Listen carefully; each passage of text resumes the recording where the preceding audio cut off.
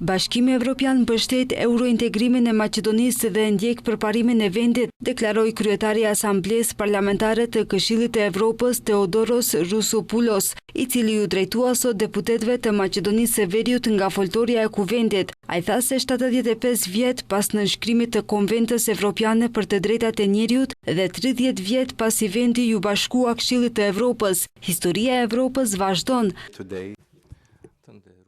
Çdo brez duhet të shkruajë kapitullin e vet, jo për të ndryshuar mendimet, por për të mbajtur gjallë premtimet, premtimin se ligji do të mbrojtë të dobtit dhe se vërteta do të mbijetojë propagandën, se dinjiteti njerëzor do të mbetet dhe do të jetë një masë e qytetërimit. Ai më tej shtoi se gjatë 30 viteve të fundit të antarësimit në Këshillin e Evropës, Maqedonia e Veriut ka treguar se pjekuria morale nuk matet nga madhësia, por nga aftësia për të dëgjuar, respektuar dhe pranuar.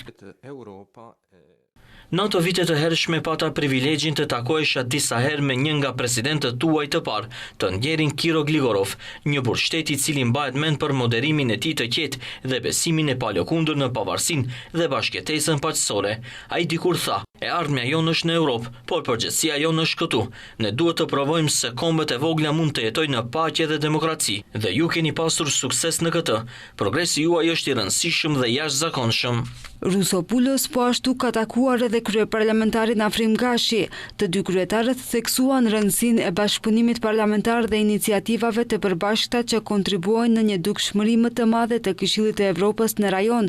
Gashi nënvizoi se përvoja e fituar përmes Këshillit të Evropës është me vlerë të veçantë për procesin e antarësimit në Bashkimin Evropian dhe se kuvendi do të vazhdojë të jetë shembulli i transparencës, dialogut dhe përkushtimit ndaj standardeve evropiane.